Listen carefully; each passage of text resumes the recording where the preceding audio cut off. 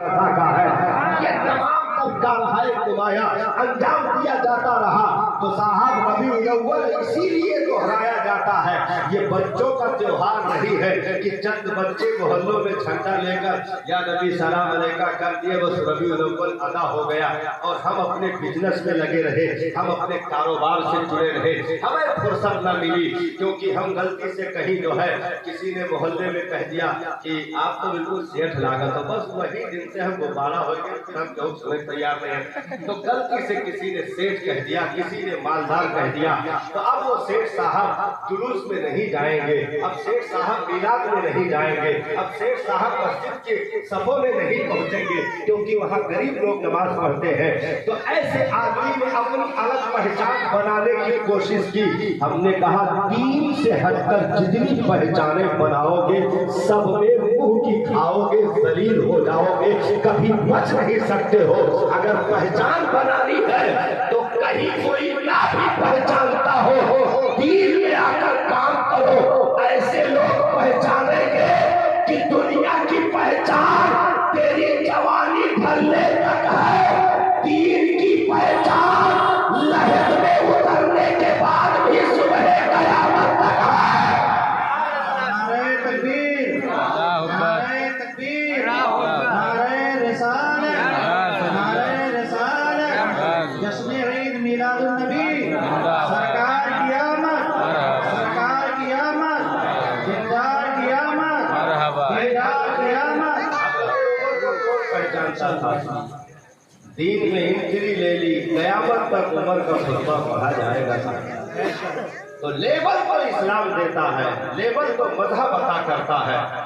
हम दूसरी जगहों पर लेबल तलाश करके बड़े हो जाए ना, ये सब ख्वाब की बातें हैं जो कभी शर्मिंदे ताबीर नहीं होती और ख्वाब के बनाए शीश महल कभी निगाहों के सामने नहीं आ सकते हैं क्योंकि इस्लाम हकीकत से बात करता है, दुनिया ख्वाब दिखाती है और ख्वाब देखना हमारी शरीयत में जो है गलत चीजों का ख्वाब देखना वो कभी उसकी जो है हसरत पूरी नहीं हो सकती है। इस्लाम ऐसी हकीकत की बातें करता है कि अगर काम कर ले गए बिस्तर पे पहुंचे, अगर आका की जियारत ना हो तब कहना, लहरें उतरे नबी ना आए तब कहना, महशर में घबराए नबी मदद ना करे तब कहना। तो कहीं पर भी अगर ये कहा जाए कि दुनिया की चीजें अब तरक्की कर गई है उसमें मशगूल रहना चाहिए, अपना कारोबार कौन छोड़ता है साहब, ये सब जो है प्राचीन कथाएं हैं, मौलवी मुल्लाओं की कहानी है। इसलिए इन लोगों को झंडा उठाने दो, हम लोग तो उस दिन तिजारत करेंगे, हम लोग तो मसरूफ हैं, हम लोग को कहाँ फुर्सत है, 2-2 3-3 मोबाइल हमें खुद 24 घंटा दलील किए रहती है, तो हम कहाँ जाएंगे, हम फंसे रहेंगे। तो ये लोगों के बहाने और चोचले बाजियां हैं। हमने कहा सुनो, क्या जिब्रील से ज्यादा हमारी औकात हो गई है? अगर जिब्रील झंडा उठा सकते हैं तो हम क्यों नहीं उठा सकते हैं? क्योंकि परवरदिगार आलम ने नबी की विलादत के पुरनूर मौके पर हजरत सैयदना जिब्रील अमीन से इरशाद फरमाया, प्यारे जिब्रील जमीन पर जाओ। मेरे मौला किस लिए कहा? अब तक तो और किसी काम के लिए जाते रहे, लेकिन आज वो काम दे रहा हूं जो इससे पहले किसी को नहीं दिया। अर्ज़ की मौला हुक्म किया जाए, रब ने इरशाद फरमाया, मेरा महबूब आमिना की गोद में जलवा गर होने वाला है, जिब्रील जाओ साथ में झंडा भी लेकर जाओ।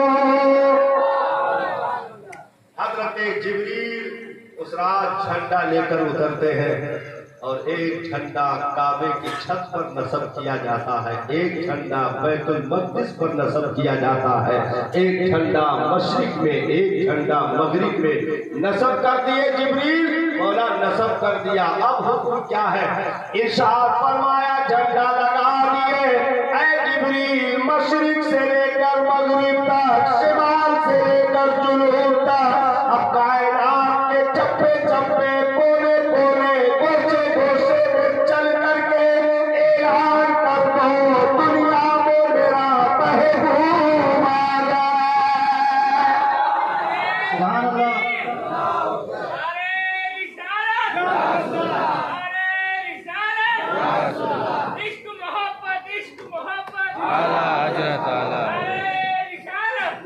रसूल अल्लाह। तो ये हम और आपकी खुशबख्ती है, जिसे चाह करीब पे बुला लिया,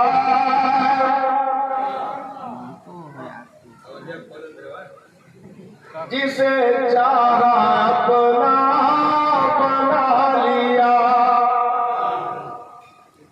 ये बड़े करम के गए फैसले, ये बड़े नसीब की बातें गए। तो हर एक के मुकद्दर में ये चीजें नहीं आती। कदर नबी